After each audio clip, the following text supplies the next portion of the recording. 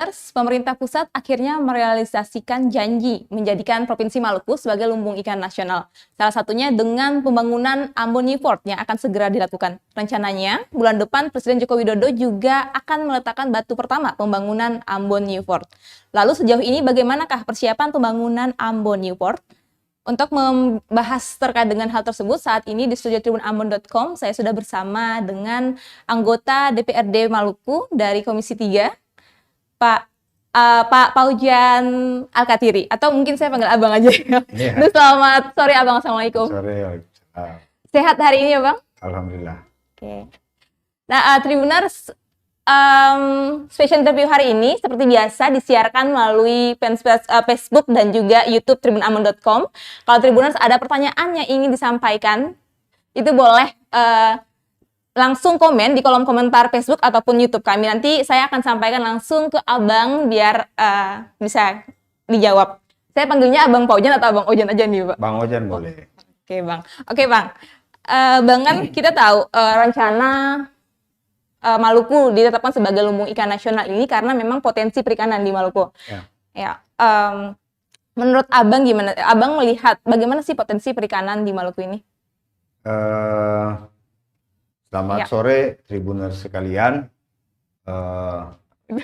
Alhamdulillah kita bisa berjumpa pada sore hari ini yang difasilitasi oleh Tribun's Ambon.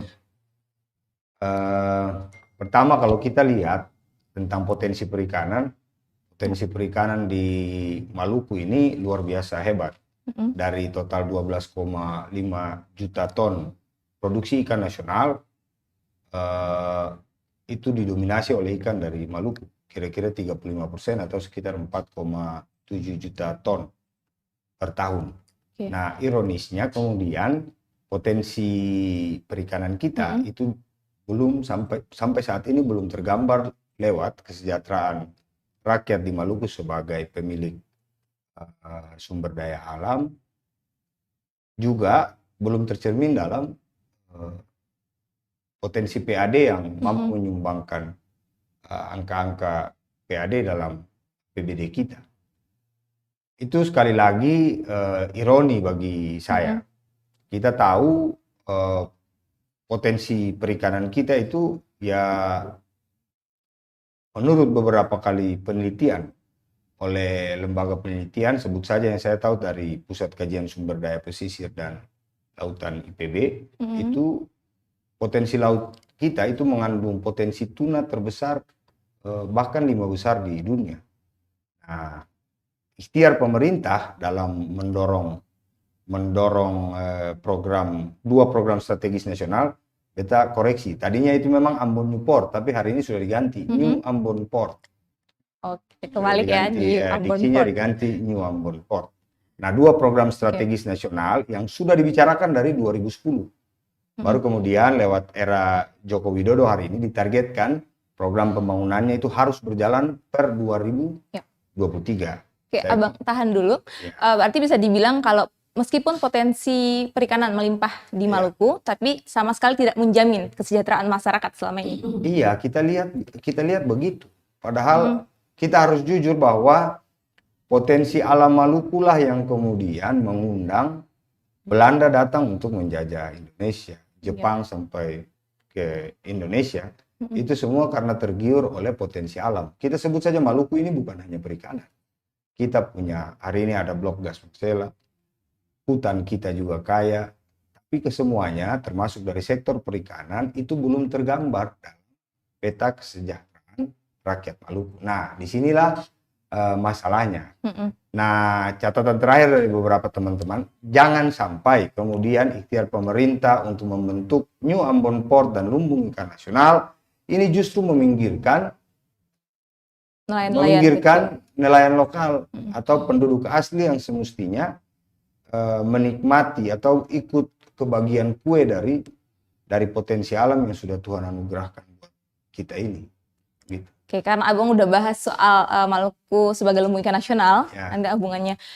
Menurut Abang, setelah Maluku lumbung ikan nasional, ini sebenarnya untuk siapa? Untuk nelayan lokal kita ataukah untuk pengusaha-pengusaha besar? Itu judul yang kemarin juga menjadi topik diskusi kita. Lumbung ikan nasional dan New Ambon Port ini berkah atau musibah? Begitu. Nah, ini sekali lagi tergantung dari pengelolaannya. New Ambon Port dan lumbung ikan nasional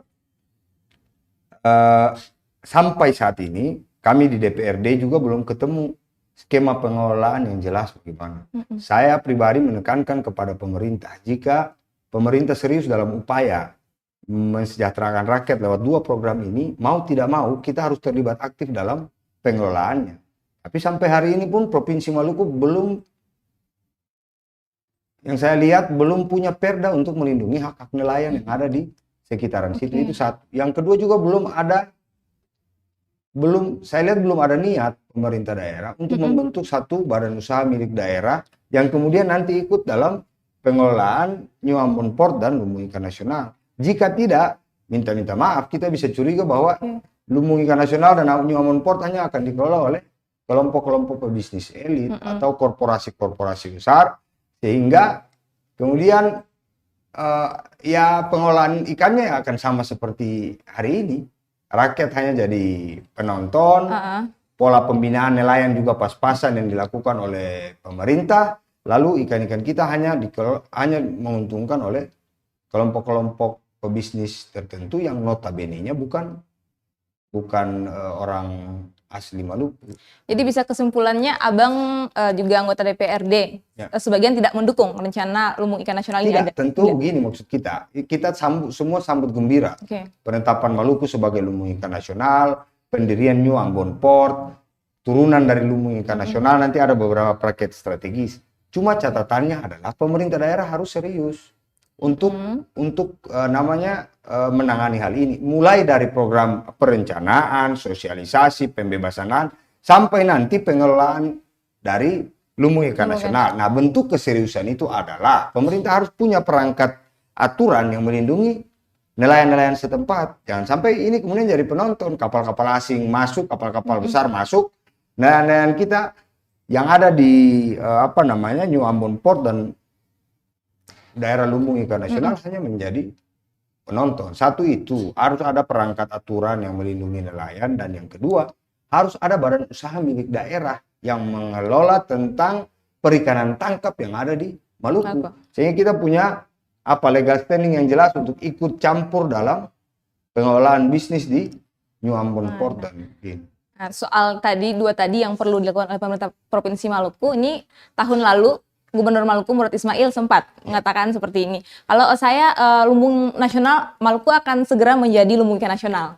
Tapi saya minta untuk semuanya kerjasama supaya ini segera tercapai, termasuk nih yang cuma satu yang disebutkan itu pihak DPRD, supaya bisa mengupayakan agar segera terwujud. Lalu bagaimana sih peran DPRD sendiri di menjadikan Maluku sebagai lumbung ikan nasional juga New Ambon Port ini? Nah, ini tentu kita mendorong ya dari dalam agar segera terbentuknya itu beberapa perangkat aturan yang kemudian menjamin kehidupan nelayan-nelayan di sekitar. Satu itu. Yang kedua juga bahwa DPRD bersama-sama, ini catatannya ya, DPRD harus bersama-sama dengan pemerintah dalam membentuk badan usaha milik daerah yang berkaitan dengan perikanan tangkap. Sekali lagi statement Pak Gubernur itu betul adanya, bahwa ini pemerintah tidak mungkin berjalan sendiri, apalagi pemerintah provinsi. Ini melibatkan pemerintahan provinsi, kabupaten dalam penetapan RT RW, pemerintah provinsi dan DPRD dalam membuat regulasi dan membentuk badan usaha milik daerah. Tentu tidak bisa pemerintah berjalan sendiri. Ini penekanan saya bilang, lautan kita ini kaya raya. Hanya butuh goodwill saja. Hanya butuh niat dan itikat baik dari pemangku kekuasaan hari ini agar kemudian potensi itu bisa bermanfaat bagi kesejahteraan rakyat. Kalau tafsiran saya, ketika sudah ada LIN dan Ambon New Port, bentuk itikat baik untuk melindungi hak-hak rakyat Maluku atas sumber dayanya itu harus terbentuk BUMD, tidak bisa tidak. Begitu. Nah, sebelum terbentuk BUMD nanti ya, untuk sebelum kehadiran LIN di Maluku ini, juga ini masalah untuk New Ambon Port ini saja kan belum selesai. Padahal bulan Betul. depan ini sudah ada peletakan batu pertama. Betul. Rencananya juga tahun depan sudah mulai kerjakan, tahun depannya lagi sudah selesai. Tapi masalah yang masih kita sangat ini kan selalu terkait dengan proyek itu masalah pembebasan lahan yang nomor satu. Itu gimana nih, Bang, sebagai DPRD? Karena beberapa kali juga masyarakat yang kita tahu sering datang ke sana di DPRD untuk menanyakan soal ini. Iya, ini memang menjadi masalah serius. Saya sering bilang ke teman-teman bahwa sebenarnya tidak ada lagi masalah yang benar-benar baru. Tinggal bagaimana kita belajar dari masalah-masalah yang sudah pernah terjadi. Masalah pembebasan lahan hari ini yang ada di 3 dusun di Wai, ini kan masalah yang repetitif saja. Tinggal bagaimana pemerintah merespon ini. Yang pertama, saya bilang di rapat resmi dengan pemerintah, saya katakan bahwa gejala-gejala ini gejala-gejala yang bukan gejala baru. Perampasan hak rakyat atas tanahnya itu selalu dimulai dari sosialisasi yang tidak lengkap. Nah, masyarakat 3 dusun di sana, Batu Naga, Batu Dua, dan Ujung Batu di sana, sampai hari ini tidak pernah dilibatkan dalam sosialisasi tentang New Ambon Port dan lumbung internasional. Padahal menurut keterangan resmi dari Kepala Biro Pemerintahan, lahan-lahan mereka lah yang nanti akan dijadikan lokasi pembangunan. Bagaimana kalau kemudian lokasi mereka dijadikan pembangunan sampai saat ini tidak pernah ada sosialisasi. Saya tekankan kadang-kadang kesalahan pembangunan dalam urusan pengelolaan sumber daya alam ini, terutama di sektor kelautan, ada istilahnya namanya ocean grabbing, penutupan ruang laut. Hari ini mereka nih yang rata-rata hampir 90% usahanya nelayan. Mereka harus melakukan relokasi. Kalau proses sosialisasinya tidak utuh, ini bisa dinamakan tanda kutip ya relokasi paksa oleh pihak pemerintah. Nah, sedangkan proses sosialisasi belum ada. Mereka tidak tahu nih, mereka mau pindah kemana, lahan mereka kemudian diganti rugi dengan harga berapa. Ini yang kita kasih atensi keras kepada pihak pemerintah. Sosialisasi itu harus dari jauh-jauh hari. Mereka harus punya kesiapan baik dari sisi fisik maupun dari sisi psikis. Pindah kampung itu dalam tradisi Maluku itu bukan hal yang mudah. Kita tahu itu beberapa kali sudah kejadian itu. Bukan kejadian yang mudah. Kita tahu masyarakat 3 dusun yang ada di sana, itu bukan masyarakat yang baru-baru ini. Mereka sudah lebih dari 9 generasi. 9 generasi mendiami lokasi itu. Kuburan orang tua-tua mereka itu ada di situ. Beberapa tempat keramat mereka juga ada di situ. Makanya proses sosialisasi itu harus cepat, harus utuh, dan ya harus benar. Belum lagi lokasi relokasinya belum tahu sampai sekarang. Belum lagi, jangankan lokasi relokasi, lahan mereka dipergunakan atau tidak sampai sekarang masih diambangkan oleh pemerintah. Saya ingat rapat pertama kita dengan Kepala Biro Pemerintahan, Kepala Biro menyampaikan ke kita juga hal-hal yang masih ngambang. Bahwa pembentukan tim pembebasan lahan sampai hari ini belum terbentuk. Nah, kalau soal panitia pembebasan lahan ini sudah dari bulan Mei ya. Dari bulan Mei itu kan ketua panitia pembebasan lahannya itu mantan Sekda Maluku, Pak Kasrul Selang. Itu pihak DPRD sama sekali tidak mengetahui tentang hal ini. Saya sendiri tidak tahu. Saya dapat keterangan resmi dari Kepala Biro Pemerintahan bahwa tim itu belum terbentuk pada rapat pertama. Kemudian rapat di Komisi 1, saya tidak masuk di Komisi 1. Cuman di situ menurut teman-teman ada keterangan baru dari Kepala Biro Pemerintahan bahwa tim itu sudah terbentuk. Yang saya tahu tim pembebasan lahan ini melibatkan pemerintah pusat. Karena ini kan proyek strategis nasional. Nah, sekali lagi saya bilang timnya harus cepat terbentuk. Apalagi ikhtiar pemerintah 2023 proyek ini harus berjalan. Masyarakat jangan dibiarkan ngambang. Begini nih, kasus-kasus seperti ini selalu nih melahirkan apa istilah teman-teman broker. Broker di antara owner project dalam hal ini pemerintah dan pembebasan lahan. Di tengah-tengah ini broker bermain lah untuk mengakuisisi lahan-lahan warga dengan harga yang sedikit, kemudian dimakap, kemudian dijual kepada pemerintah dengan harga yang tinggi. Itu ikhtiar, makanya oleh karenanya saya mendesak pihak pemerintah sosialisasinya harus cepat, harus utuh, jangan sampai ada hak-hak rakyat yang pemerintah lalai terhadapnya, jangan sampai abai pemerintah terhadap rakyat itu. Gitu. Tapi kalau Abang bilang sosialisasi juga sudah terlambat. Tapi tahan dulu Abang, untuk Tribuners, kalau memang ada pertanyaan yang ingin disampaikan nih ke Abang Ojan, boleh langsung di kolom komentar kita di Facebook atau di YouTube. Nanti akan saya tanyakan langsung ya ke Abang Ojan. Dan mungkin juga ada keluhan mungkin dari warga 3 dusun di sana supaya daripada datang dulu ke DPRD bisa lewat Facebook aja udah bisa langsung ditanyakan. Oke, saya lanjut ya Bang ya. Iya. Ini soal pembahasan lahan dulu, soal sosialisasi. Sementara kalau kita mau lihat jadwalnya, ini dari Presiden Jokowi kemudian ke pemerintah Maluku, ini mulai 2023 sudah jadi, 2022 mulai pengerjaan. Iya. Ini mulai bulan depan ini sudah peletakan batu pertama. Dari rencananya itu bulan Mei kemarin harusnya itu pembebasan lahan sudah selesai. Betul. Tapi ini sudah lewat 5 bulan. Iya. Kalau Abang masih mengatakan sosialisasi, kalau saya rasa itu terlambat sekali loh Abang. Iya. Terlambat karena juga kan yang saya tahu juga masyarakat yang datang juga minta dibayarkan sebelum Iya. peletakan batu pertama November. Artinya ini cuma tersisa kurang lebih 3 minggu lagi. Tidak tahu tanggalnya berapa, tapi 3 minggu lagi ini kita sudah masuk November nih. Iya. Ini gimana nih Abang melihat hal ini? Itu dia, saya pikir memang ya kalau kita katakan terlambat ya agak terlambat. Tapi keterangan dari pihak pemerintah memang proses ini yang tadi saya bilang bukan proses sosialisasi tidak dilakukan, tapi tidak dilakukan secara utuh. Hari ini yang akan digunakan lokasi itu ada melibatkan 3 dusun ini. Nah, kalau proses sosialisasi itu dilaksanakan di balai desa dan tidak melibatkan warga 3 dusun ini yang saya bilang proses sosialisasi tidak utuh. Begitu loh, sehingga masyarakat tidak mampu memahaminya secara baik. Ini juga apa ya, istilah anak-anak muda sekarang ya, kita patut curiga. Ada apa-apa di sini, jangan sampai ada, itu ya wanti-wanti, jangan sampai ada hak rakyat yang lalai. Ada apa-apa nih, padahal anggarannya juga lumayan besar, 81 miliar ya Abang? Nah, itu lebih tahu tuh. Oke. Anggaran memang kita tahu proyek pembangunan ini kayak proyek strategis nasional,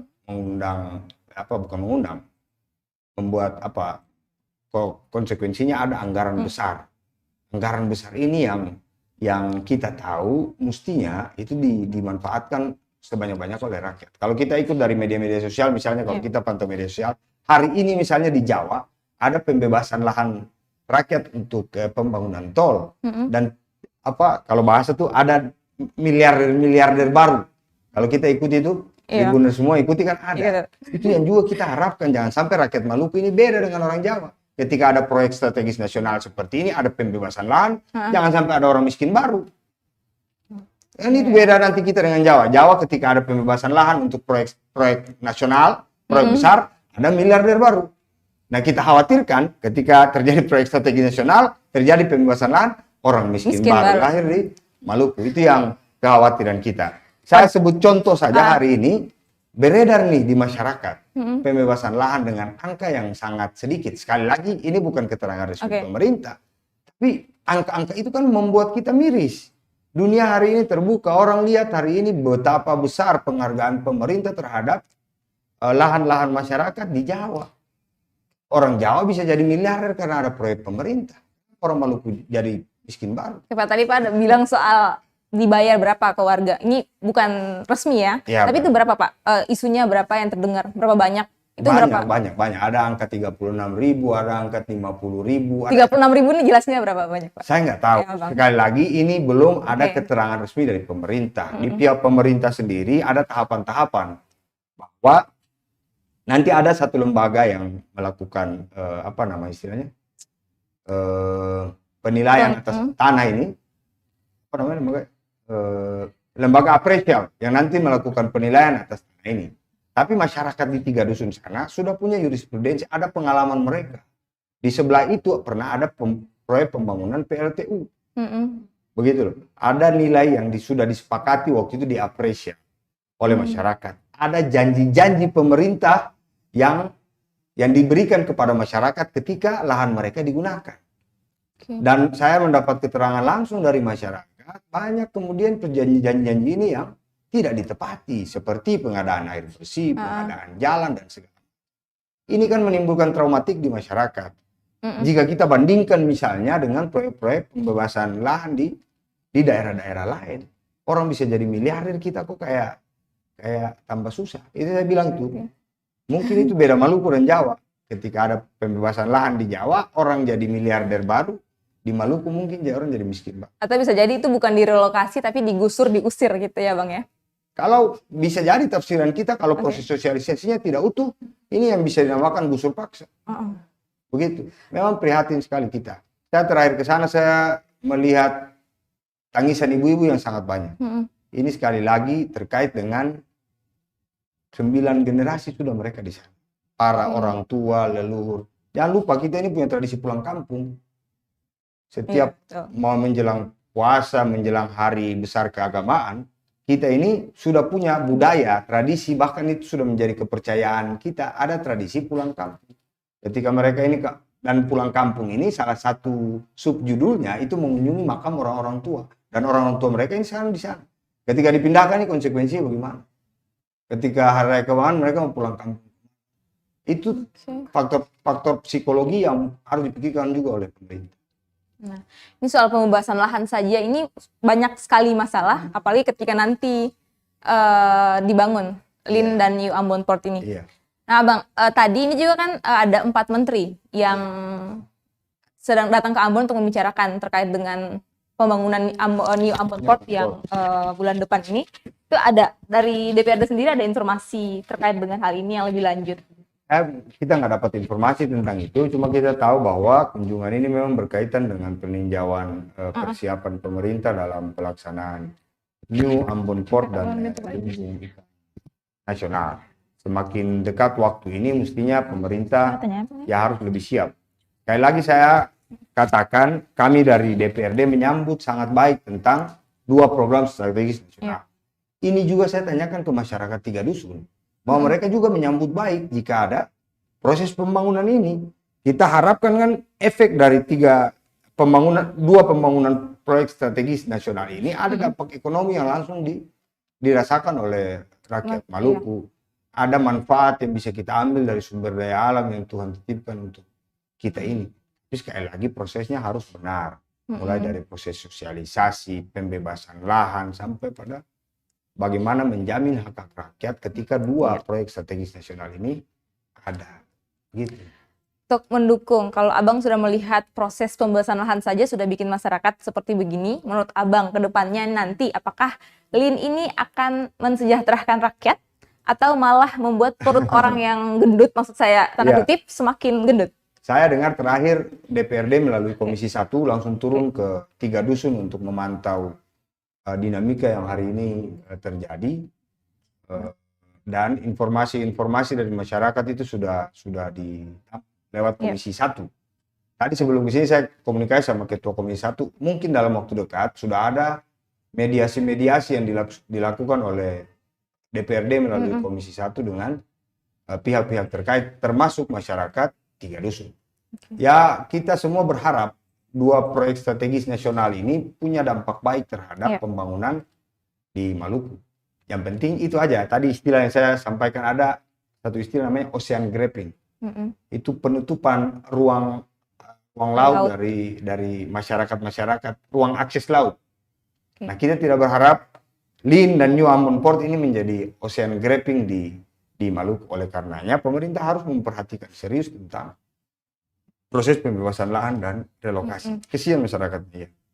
Nah, ini Abang soal proses pembebasan lahan. Padahal itu kan ada ya, kita juga dari Tribun juga memberitakan kalau panitia pembebasan lahan ini sudah dibentuk.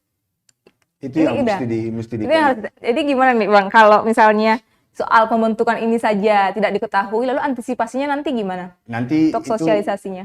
Memang itu tupoksi dari Komisi 1, tapi beberapa pertanyaan nanti akan dibahas minggu depan. Komisi 1 DPR melalui Komisi 1 itu sudah melakukan yang tadi saya bilang, proses-proses mediasi untuk menemukan titik temu dari semua masalah ini. Nah, itu juga menjadi kegeraman kita dalam rapat-rapat kita dengan pemerintah, bahwa waktu yang sudah semakin dekat, tapi persiapannya yang saya rasa belum matang. Mudahnya saja, kita lihat ini sampai hari ini belum ada tuh proses sosialisasi kepada masyarakat 3 dusun ini secara baik. Apa lahan mereka yang nanti akan digunakan, bagaimana, lalu mau direlokasi kemana, lalu apakah lahan yang nanti menjadi relokasi itu menunjang ruang hidup mereka atau tidak. Ini masyarakat nelayan, jangan sampai nanti dipindahkan ke tengah gunung. Itu ya kira-kira sama saya bunuh rakyat. Atau memang itu seperti kayak buang bom bunuh diri ke... Bisa jadi, itu sama kayak kita ini semut mati di lumbung gula. Akhirnya ini sumber daya banyak, tapi orang bisa meninggal dunia. Ini yang saya harap Melalui media ini juga saya ingin sampaikan ke pihak pemerintah agar serius dalam melihat hak-hak rakyat itu. Iya. Begitu. Dan nih Abang, kalau selama masyarakat dari 3 dusun ini ke DPRD, apa saja sih yang disampaikan masyarakat ke DPRD Itu untuk dia, di- masyarakat ke mengeluh pemerintah? tentang minimnya sosialisasi kepada mereka. Itu akarnya. Padahal lewat Undang-Undang Nomor 19 Tahun 2021 itu kan ada tuh aturan-aturan atau tahapan-tahapan yang harus dipenuhi oleh pemerintah dalam upaya penggunaan lahan untuk kepentingan umum.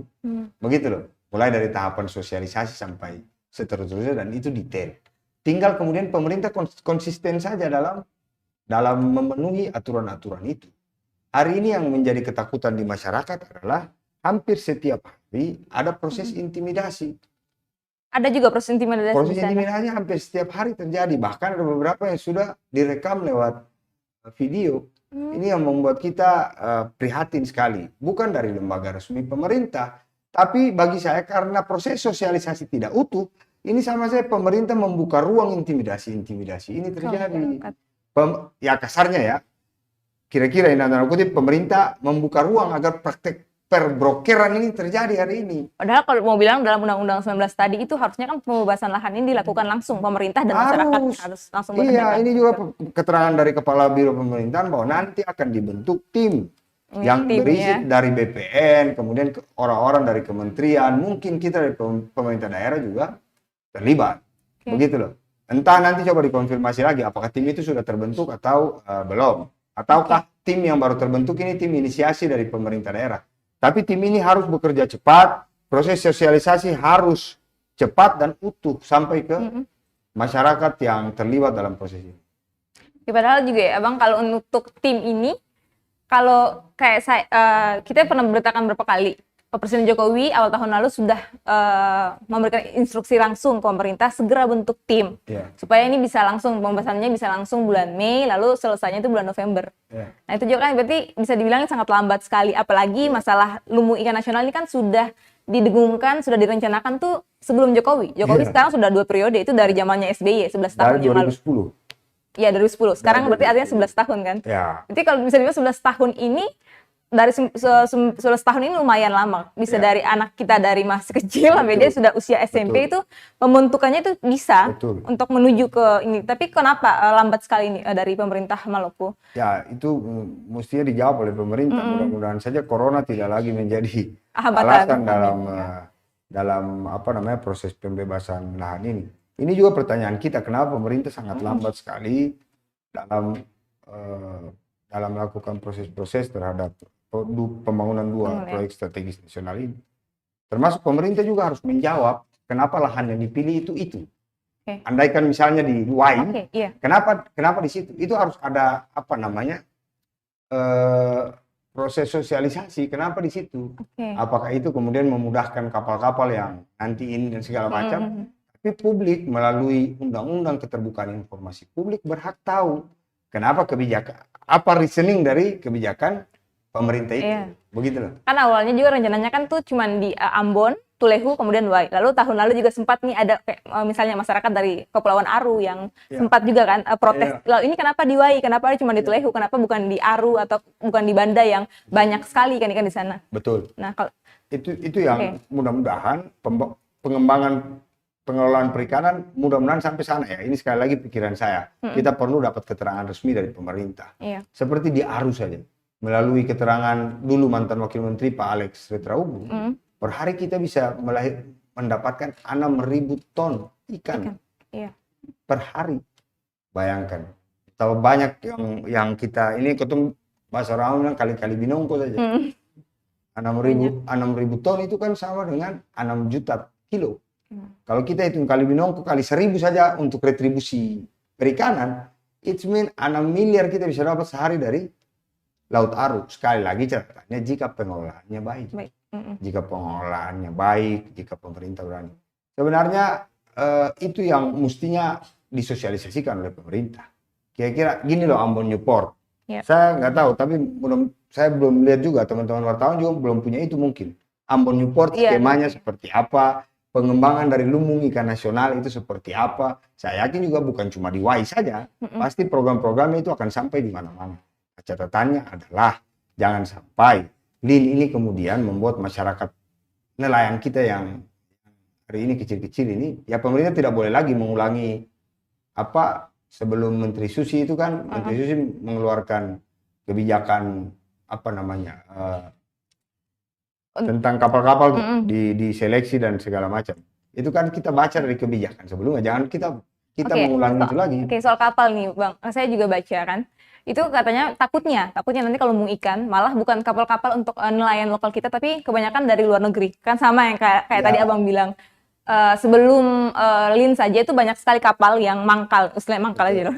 Mangkal di laut kita sudah sangat banyak, itu punya orang luar negeri semua. Apalagi kemarin kalau di Menteri Susi kan lumayan ketat masalah perikanan. Kalau mohon maaf, saya tidak bermaksud ya bilang untuk menteri yang sekarang. Tapi kalau kita lihat, kita takutkan juga hal itu akan terjadi. Lalu bagaimana juga DPRD akan mengawal hari ini? Sekali lagi itu kekhawatiran kita yang tadi saya sampai di awal. Oleh karenanya untuk menjamin nelayan-nelayan lokal kita ini akan tetap bisa hidup lewat lumbung ikan nasional New Ambon Port. Menurut saya juga kasih masukan ke rekan-rekan di Komisi 1 dan Komisi 2 agar segera lahirkan regulasi perda untuk melindungi nelayan-nelayan lokal ini. Itu satu. Kemudian yang kedua, pemerintah juga harus berupaya keras untuk membentuk badan usaha milik daerah agar yang kemudian bersinergi dengan nelayan-nelayan lokal. Gitu. Kita tidak bisa berharap, bayangan kita kan tentang lumbung ikan nasional ini nanti ada korporasi-korporasi besar pengolahan hasil perikanan datang dan kemudian ikut terlibat. Jangan sampai ini kemudian mematikan usaha-usaha nelayan lokal dalam mensejahterakan itu. Begitu. Nah, Bang, ini juga ya, kalau bisa dibilang sama sekali ya, saya ini kita pernah beritakan di Tribun Ambon, ini mulai dari instruksinya Presiden soal pembentukan itu, kemudian mantan sekda ditunjuk sebagai penekanan, mantan sekda ditunjuk sebagai ketua panitia pembahasan lahan. Itu sama sekali tidak ada koordinasinya dengan DPRD, padahal pemerintah harusnya berkoordinasi dengan DPRD. Nah, apalagi nih di komisinya Abang kan, di Komisi 3. Ini masalah pendapatan daerah. Oke kan, Bang? Kalau kita dari Komisi 3 memang kita soroti ada dari juga kan pendapatan asli daerahnya. Kalau sisi pembebasan lahan memang saya kira Sekda harus berkoordinasi banyak dengan Komisi 1. Nanti bisa konfirmasi langsung lah ke teman-teman Komisi 1 tentang progres itu. Tapi saya tadi dapat keterangan dari Ketua Komisi 1 bahwa per minggu depan mereka sudah mulai melakukan proses mediasi-mediasi terkait dengan pembebasan lahan di dusun-dusun di Ruai. Nah, semoga memang mediasi itu berjalan lancar, juga masyarakat hak-haknya itu juga bisa terpenuhi. Oke, lalu Abang nih. Oke, Abang kemudian juga yang masih menjadi catatannya, ya kalau memang Maluku kita kaya akan ikan, kemudian Papua kaya akan emas. Papua sudah punya freeport, tapi seperti yang kita tahu, Papua punya freeport, tapi malah masyarakatnya hanya dikasih sedikit saja persennya. Bagaimana nanti dengan Maluku? Apakah Abang optimis masyarakat Maluku, lumbung ikan nasional yang ada di Maluku tidak akan sama dengan freeport yang ada di Papua? Kan kalau kita lihat dari istilah-istilah kita ketika kita kampus bahwa kekayaan sumber daya alam itu selalu identik dengan kemiskinan, keterbelakangan. Kita lihat Papua, kita lihat Aceh, bahkan kita lihat Maluku. Saya kira Maluku jauh lebih kaya. Kita punya ikan, keterangan resmi dari Menteri DKP kemarin saja, lautan kita itu punya tersimpan 6 triliun. Ini kan ironis kalau kita lihat dari pendapatan asli daerah kita. Itu begini, betul ini kita kali-kali binongko saja. Iya. Kita 4,7 juta ton ikan per tahun. 4,7 juta ton. Kita kali aja ada retribusi Rp1.000 per kilo saja. 4,7 juta ton itu kan sama dengan 4,7 miliar kilo. Kali 1.000 saja kita udah 4 triliun per tahun.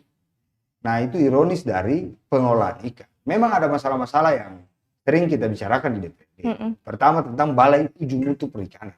Maluku ini sumber ikan, 35% ikan nasional dari kita, tapi kita tidak punya Balai Uji Mutu. Justru ada di Sorong, Papua.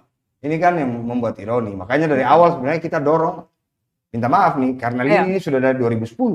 Ketika kita baru aktif jadi dewan, saya pribadi ikut mendorong kita ambil kembali itu balai uji mutu. Kenapa mesti di Papua, kenapa tidak di Maluku? Sehingga bisa berkorelasi dengan pendapatan asli daerah kita. Nah, sekali lagi ikhtiar pemerintah ini kita dukung bersama. Kita sambut baik tentang pembangunan New Ambon Port dan penetapan lumbung ikan nasional di Maluku. Tinggal kemudian prosesnya harus benar. Setelah itu pemerintah saya harapkan segera terbentuk BUMD untuk perikanan tangkap agar kemudian bisa kita ikut campur dalam pengolahan bisnis di lumbung ikan nasional. Nah, oke Bang. Jadi kesimpulannya memang persiapan usahakan ya memang lumbung ikan nasional ini jangan sampai malah menyengsarakan masyarakat. Dan, ya intinya tadi ya. Jadi ini kurang lebih sudah 30 menit, hampir 40 menit ya Bang. Sudah, kita iya.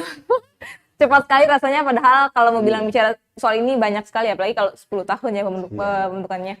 Nah, oke, mungkin ya Abang terakhir, mungkin ada closing statement yang Abang mau berikan ya ke Tribuners, atau kalaupun ke Tribuners, kalau mau sampaikan ke pemerintah bisa langsung sampaikan ke sini. Mungkin ketika di rapat mereka tidak dengar, barangkali ketika mereka nonton mereka dengar. Pak.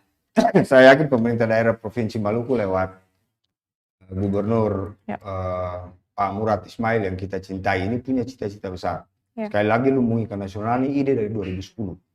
Alhamdulillah di periode pertama dari Gubernur Murad Ismail, hari ini pemerintah pusat memberikan perhatian yang luar biasa terhadap kita. Tinggal kemudian prosesnya harus benar. Jangan sampai hari ini lewat proses pembangunan yang begitu dahsyat, hak-hak rakyat justru terabaikan. Kesejahteraan menurut keberhasilan ekonomi menurut Muhammad Hatta itu bukan hanya angka-angka agregat keberhasilan ekonomi. Yang jauh lebih substansi dari itu adalah bagaimana rakyat ini sejahtera. Jangan sampai kita secara angka-angka ekonomi naik, tapi realitas kedalaman tingkat kesejahteraan kita justru cilaka, kita justru parah. Itu yang ya saya, rekan-rekan dari Tribuners, kemudian pemerintah daerah Provinsi Maluku, kita punya kewajiban yang sama untuk mengawal proses ini. Sekali lagi saya pribadi menyambut gembira jika pemerintah pusat sangat serius, dan bentuk keseriusan pemerintah pusat itu lewat proses-proses yang benar ketika melaksanakan ini. Pemerintah provinsi juga lewat bagaimana mengawal hak-hak rakyat itu. Kira-kira begitu. Ya, nah Tribuners, setelah tadi bagaimana persiapan pembangunan New Ambon Port yang akan dilaksanakan bulan depan. Semoga ya, mari kita kawal bersama. Semoga memang pembangunan ini bisa benar-benar baik dan juga bisa mensejahterakan kita masyarakat Maluku. Dan terakhir mungkin saya tambah, semoga Maluku sebagai provinsi termiskin itu bisa segera lenyap, gitu ya. Amin. Oke, Abang makasih banyak sudah makasih. hadir dan bersedia jadi narasumber di special interview hari ini. Tribuners juga terima kasih sudah menyaksikan special interview hari ini. Saya Salma Bikalohata dan Abang Ojan menyampaikan terima kasih. Selamat sore dan sampai jumpa dan amato. Terima kasih sudah nonton. Jangan lupa like, subscribe, dan share ya.